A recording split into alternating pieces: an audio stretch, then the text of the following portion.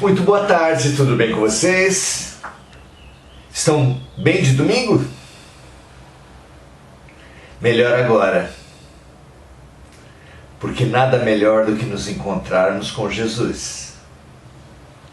Num domingo, nessa vida, dentro de nós.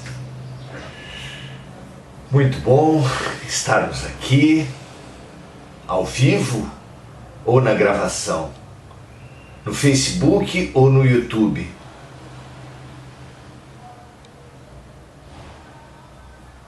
Muito bom termos escolhido encontrarmos-nos nesse mundo de desencontros, não é? Fundamental. Estamos no 62º encontro essencial com Jesus. Já fizemos o Sermão do Monte, já fizemos o Mandamento Maior, essências da mensagem do Cristo. E agora estamos terminando a chave, a oração do Pai Nosso, o grande legado, a grande ferramenta deixada pelo Mestre para a humanidade, já que nós precisamos ter uma forma de quebrarmos o círculo vicioso, de que quanto pior estamos, piores presenças, piores companhias nós atraímos, e quanto piores companhias atraímos, piores decisões tomamos. Onde vai parar isso? Onde podia parar isso, senão nessa humanidade, nesse mundo de desarmonia que nós estamos vivendo? A chave para quebrar esse círculo virtuoso é a autopercepção. Precisamos nos acostumar a viver e nos observar ao mesmo tempo, como se fôssemos o ator e o diretor da cena. Essa capacidade de nos vigiar, diria Jesus, vigiai e orai, a capacidade de autoobservação, como diz a psicologia e a filosofia, é o que faz com que deixemos de ser essa folhinha ao vento, que vai para um lado, vai para o outro, conforme as circunstâncias, para sermos autoconscientes, autoobservadores. O grande livro que nos faz nos elevar nessa vida chama-se Nós Mesmos, o autoconhecimento, proposto pelos sábios à humanidade no oráculo de Delfos, proposto por Sócrates à humanidade quando foi ao oráculo de Delfos, proposto pela ciência, por todo o conhecimento que se produziu depois de Sócrates, já que a filosofia vem sendo a base da ciência, vem sendo a base da religião.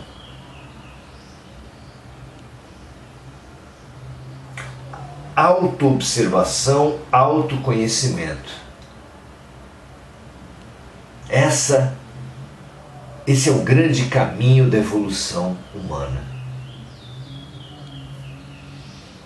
Por isso os oráculos, quando feitos por pessoas sérias, são tão fabulosos instrumentos. Por isso a psicoterapia faz tão bem. Por isso a filosofia é tão essencial.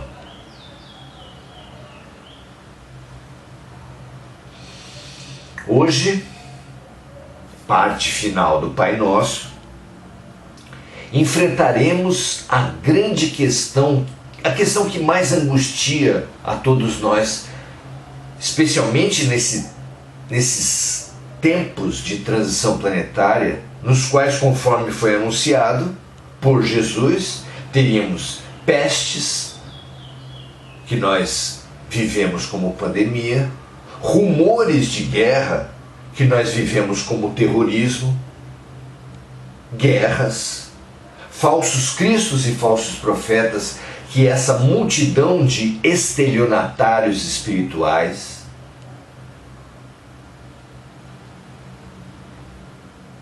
que abundam em todas as religiões, usando o espaço do sagrado para manipulação eleitoral,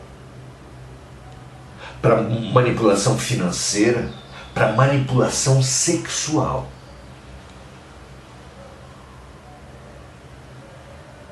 Nesse mundo de tanta violência, de tantos tipos diferentes, todos nós nos questionamos: como eu posso me livrar do mal? Pois Jesus no Pai Nosso nos dá essa receita, fazendo-nos pedir a Deus que nos livre de todo mal, não caindo mais em tentação.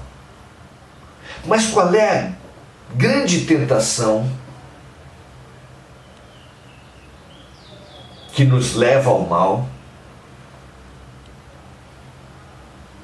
A grande tentação na qual, não caindo, nós nos livramos de todo o mal.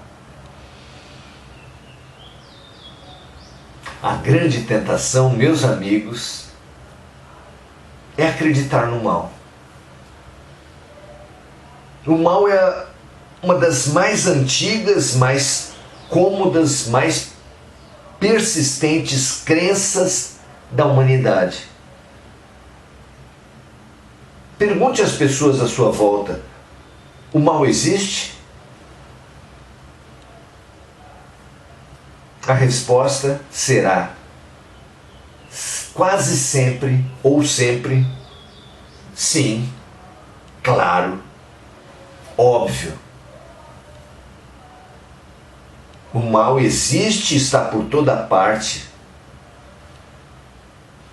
É nisso que nós cremos.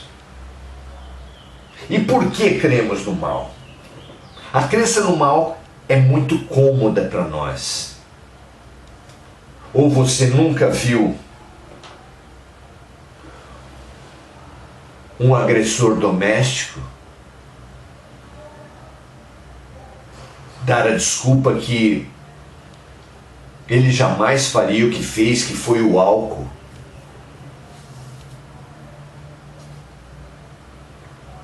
Ou você nunca ouviu uma mãe falar a respeito do seu filho: seu filho que cometeu grandes bobagens, meu filho não é mau, são as más companhias.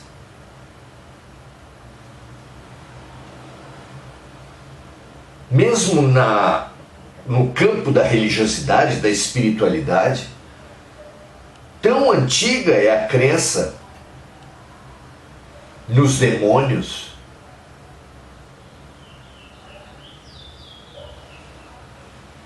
nos obsessores, nos maus espíritos.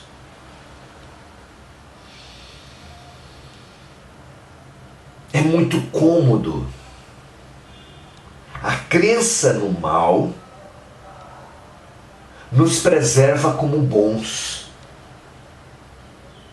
ainda que nos faça fracos. E pior do que nos fazer fracos, porque sujeitos à ação do mal a todo momento, faz fraco o próprio Deus. Veja como é terrível essa crença.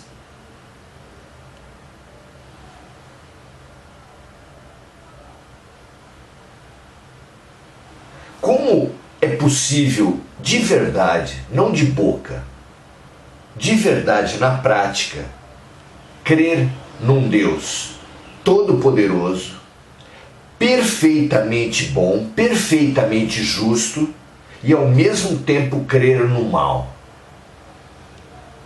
Porque naquela pesquisa que nós sugerimos, você acredita no mal? O mal existe? Que nós sugerimos que você pergunte à sua volta, pergunte também: e Deus existe?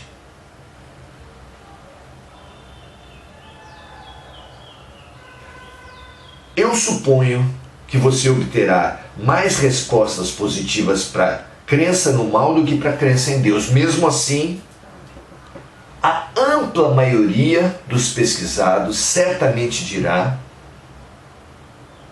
que o mal existe e que Deus existe. Ele crê ao mesmo tempo no mal e no bem perfeito e todo-poderoso. Como assim? Como assim? Como poderia existir um Deus perfeito e todo-poderoso que permite o mal? É por isso que existe essa multidão de ateus. Não consegue digerir a existência de um Deus todo-poderoso, perfeitamente bom e justo, e ao mesmo tempo a existência de tanto mal.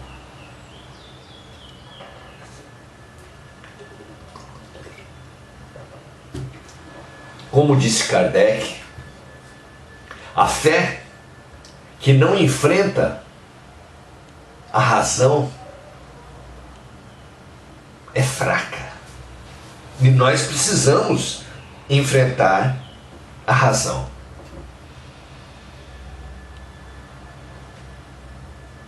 Para termos a fé capaz de dialogar, de raciocinar, de enfrentar todas as situações. Uma fé forte e não essa fé frágil que se desmonta a qualquer pressão, a qualquer situação.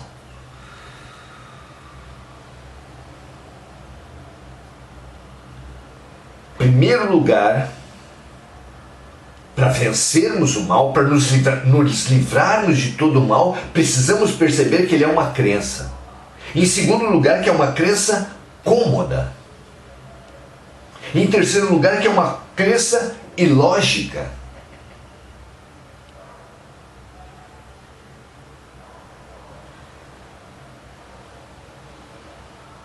Cômoda porque nos tira a responsabilidade por nossos erros, atribuindo a demônios, a obsessores, as más influências aos outros.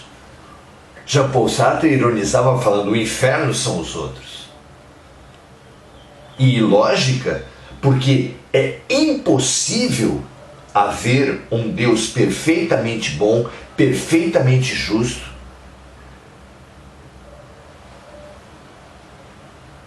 absolutamente todo-poderoso, e existir o mal na Terra. Ah, mas o mal é fruto dos homens. Mas os homens são fruto de Deus. Conhece uma árvore pelos seus frutos, conhece Deus pelos homens errados. Então Deus é errado?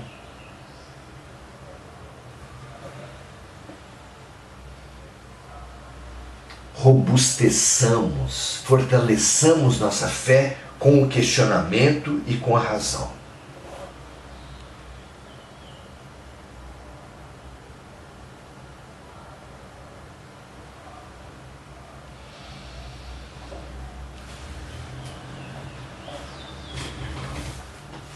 Nós vemos os problemas e identificamos em toda parte o mal. Mas será que isso é real ou são apenas os nossos olhos? Jesus responde dizendo: se os seus olhos são maus, tudo à tua volta será mal.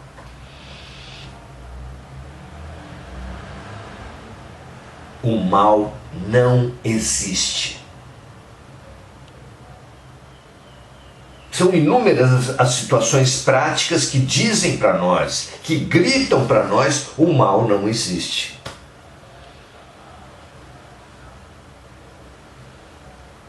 Para uma criança que quer doces de qualquer forma, a qualquer tempo,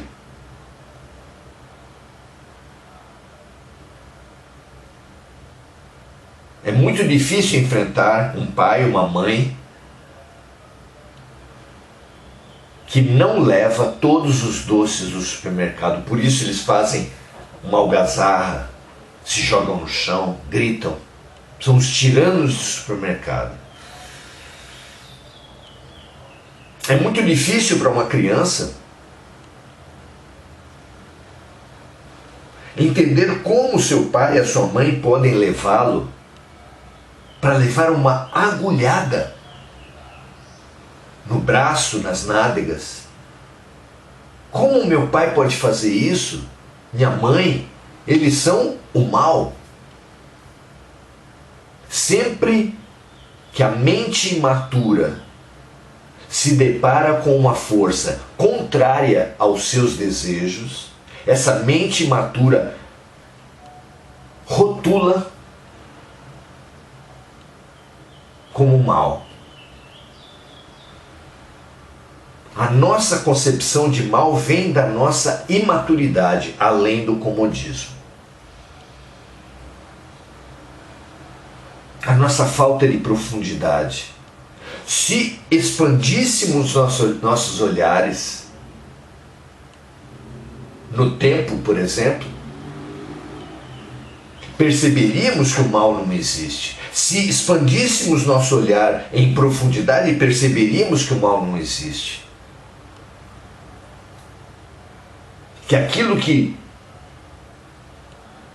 supomos mal por ser contrário aos nossos desejos é apenas, como informa Paulo de Tarso, a colheita ruim de um plantio equivocado. Não se deve a demônios, a más influências, ao meio perverso, nada disso. Trata-se da colheita ruim de um plantio equivocado.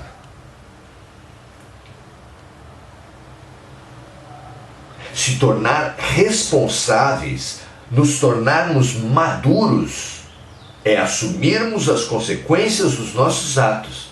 Isso é responder pelos nossos atos, isso é a responsabilidade.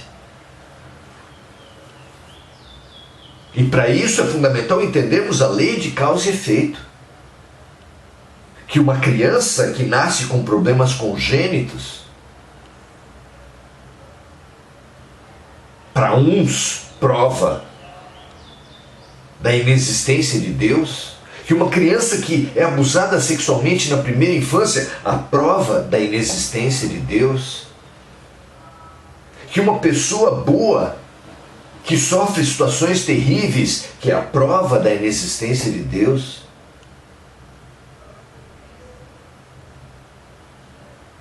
Se vistos esses fenômenos ao longo das muitas vidas, veríamos que é apenas a colheita dolorosa de plantios equivocados. Porque o plantio é livre, mas a colheita é obrigatória. E é obrigatória para ganharmos responsabilidade, ganharmos capacidade de respondermos pelos nossos atos. Só assim se cria filhos, só assim se educa alunos, só assim se conduz um ser, nós, à maturidade. É mal tomar uma vacina? É mal não comermos doce antes do almoço? Se muitas vezes nós precisamos de décadas para entender o que na infância parecia um mal, e só vamos entender quando temos os nossos próprios filhos, só vamos entender nossos pais quando nós temos os nossos próprios filhos.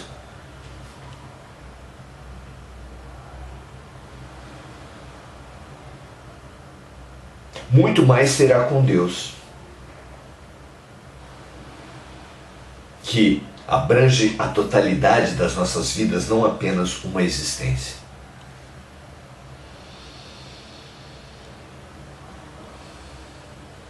O mal não existe. Explicado melhor, Jesus nos diz: o escândalo é necessário.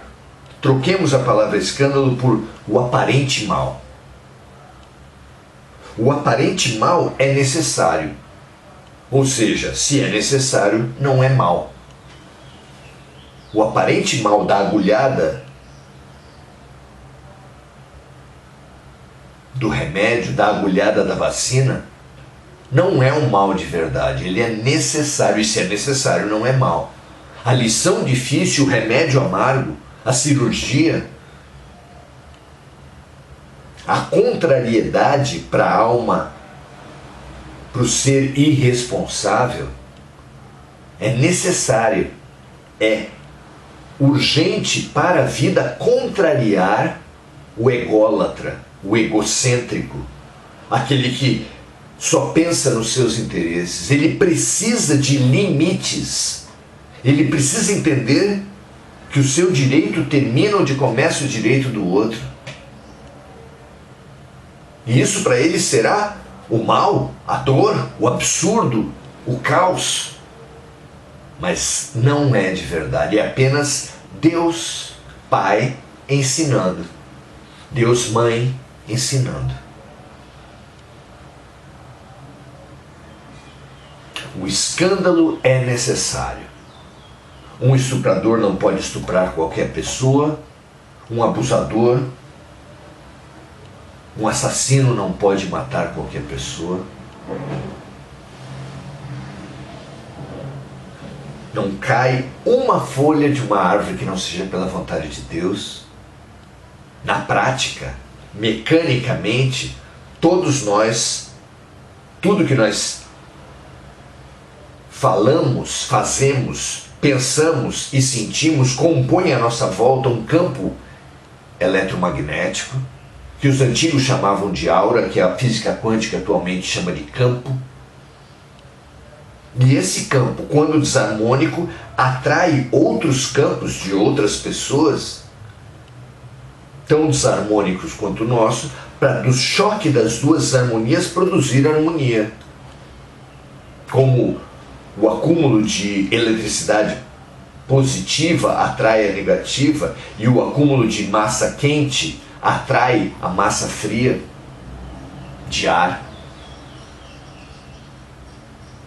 Nós atraímos as situações porque do choque, do contato das massas desarmônicas, nós nos harmonizarmos. É por isso que na família recebemos adversários. É por isso que atraímos para a nossa vida o retorno daqueles que nós prejudicamos ou que nos prejudicaram, até que nos harmonizemos, nos reharmonizemos pelo perdão, pela compreensão, pelo arrependimento, pela reparação, pela reconciliação. É uma lei da física, é a atração. Semelhante atrai semelhante. E os semelhantes desarmonizados atraem outros semelhantes desarmonizados para que uma faca se afine à outra. Para que nós nos curemos curando os outros. Porque é dando que se recebe, é perdoando que se é perdoado. É ajudando na transformação do outro, a morte simbólica, que nós seremos ajudados em nossa própria transformação, em nossa própria morte simbólica. Então Deus precisa dos estupradores para ensinar e para reharmonizar as vítimas, e dos assassinos, e dos torturadores, e dos tiranos? Claro que não.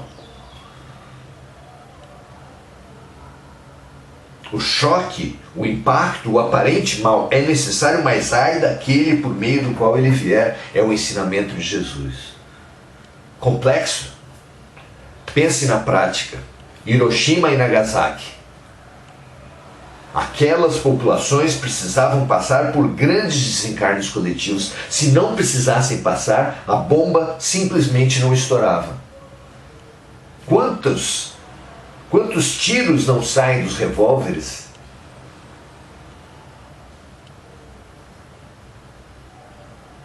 Se a bomba caiu e estourou, é porque o campo energético coletivo daquela cidade atraiu aquela experiência para se transformar. Mas então Hiroshima e Nagasaki precisavam da bomba atômica? Não. Deus tem os seus próprios meios, e os meios de Deus não geram mais vinganças, mais ódio. Imagine no Japão quantos meios Deus não dispunha de provocar naquelas comunidades grandes desencarnes coletivos, terremotos, tsunamis, vulcões. O Japão está cheio de alternativas da natureza que não geram culpados, que não geram ódio, que terminam o processo de aprendizado ali. Ao contrário da bomba, que gera ódio, gera vingança, gera inconformismo, como toda ação humana. Deus possui então as doenças, os acidentes naturais, os acidentes fortuitos,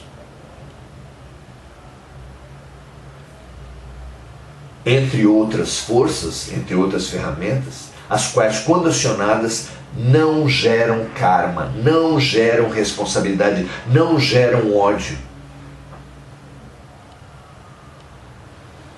Por isso, ai daquele por meio do qual vier o aparente mal, terá que responder também.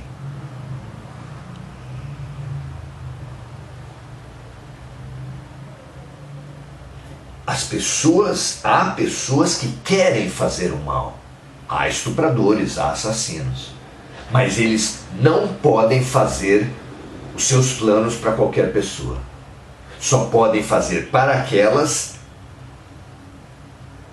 às quais a experiência daquele aparente mal é pedagógica, é terapêutica. Às vezes, estupradores de vidas passadas que não se comoveram com a dor do outro podem precisar desse choque de viverem, de serem colocados no lugar do outro, viverem a experiência de suas vítimas para acordarem do seu egocentrismo.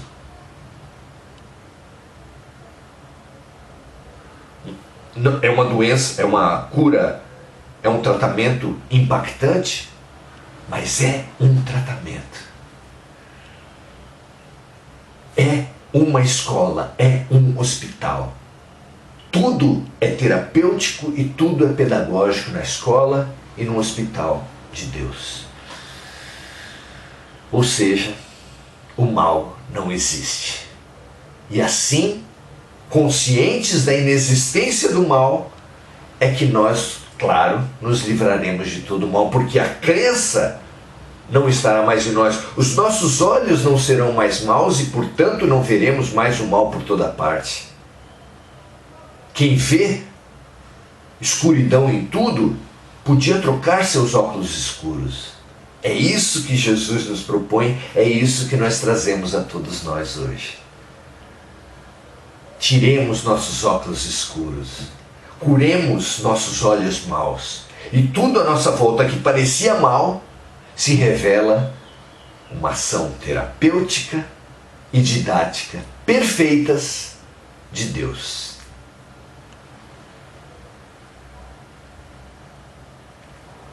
Não caiamos mais na tentação de ver o mal em tudo, e assim nos livraremos de todo o mal. Amém.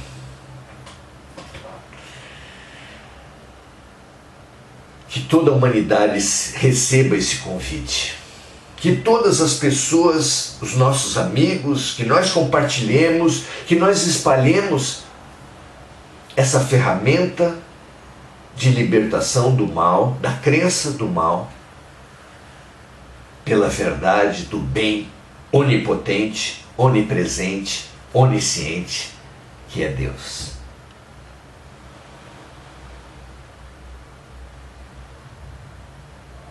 Quanto mais pessoas puderem alcançar essa nova compreensão, esses novos óculos de ver a vida, mais pessoas se curarão da revolta, da pena de si mesmos, da guerra contra o mal, passando a única pergunta, a única questão que faz sentido em nossas vidas, diante das dificuldades.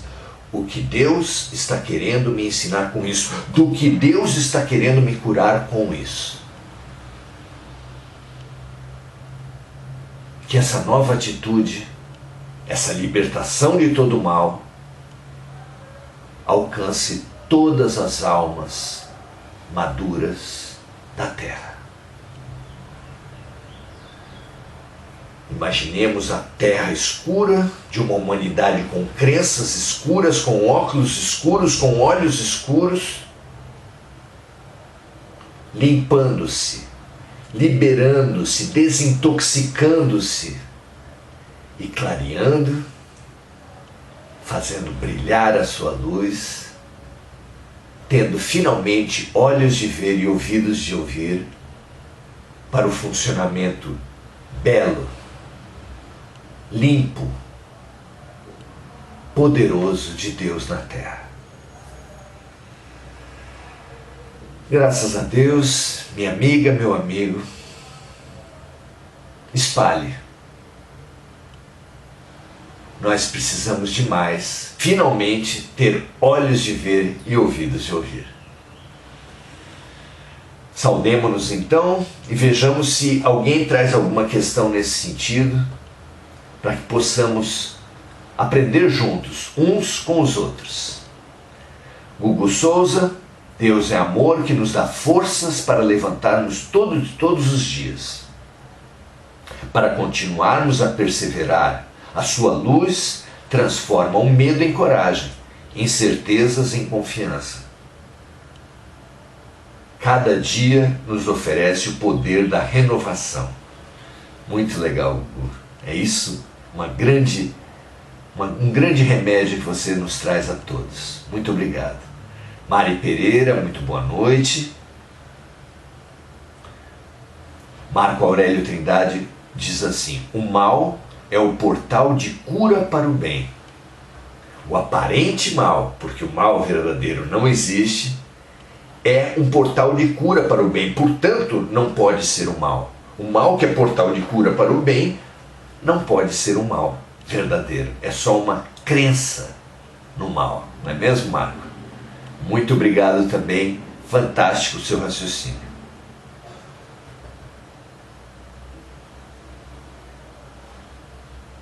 Hugo Souza, dando sua gratidão, exercitando sua gratidão para esses nossos momentos. Também sou grato a você, Hugo. Prazer aprendermos e nos curarmos juntos. Marlene Martins, realmente o mal não existe, o que existe é a falta do bem. Eu não sei nem se existe a falta do bem, Marlene. Sim, em nós existe. Mas como Deus aproveita mesmo as más intenções dos homens para nos educarmos e nos curarmos uns aos outros, esse encaixe das nossas ignorâncias para nos ensinarmos mutuamente, nem é falta do bem. Deus não falta nunca, Deus não tira férias, Deus não se ausenta de nada, então nunca falta o bem. Estamos ignorantes e a ignorância produz equívocos e o equívoco é a base do aprendizado e do acerto. Ninguém aprende sem errar. O erro faz parte do aprendizado, não é mal. Não é falta do bem. É apenas parte do processo de cura e de aprendizado. O que você acha? Veja lá se tem lógica para você. Marlene Martins, infelizmente há muita gente que não tem coragem de enfrentar a verdade, a razão, e aí prefere viver nas sombras. Fé fraca, com certeza. Precisamos nos fortalecer na fé em Deus. Maravilhoso, Marlene, maravilhoso. Ida de Jesus Lopes, abençoada noite a todos nós e ao mundo inteiro. Assim seja. Marlene Martins, Orlando César, Adelaide Dias, Cardinha Oliveira. Muito bom ter tantos amigos aqui. Aprendermos juntos é sempre a melhor maneira de aprender. Osório Simões, Esther Ponzoni, André Salvatore. Muito feliz por estar com tantos amigos. Não há maneira melhor de aprender. Gratidão pela presença de todos. E fica o nosso convite. Compartilhe. Conheça o nosso canal no YouTube. Lá tem esses materiais todos e muitos mais à sua disposição. Encontros Essenciais com Cristo tem todos os encontros anteriores numa playlist, uma lista específica no nosso canal. Maurício Zomignani, você será muito bem-vindo. Na próxima semana, o último encontro do nosso curso. Ainda sobre o tema sobre a libertação do mal. Iremos com Jesus, com Kardec e com Chico Xavier. Convite imperdível. Um grande final de domingo, uma excelente semana para todos nós. Todos os dias às 18 horas estaremos aqui no Oração Ação. E no domingo, o último encontro essencial com Cristo. Grande abraço, paz e bem a todos e até a próxima.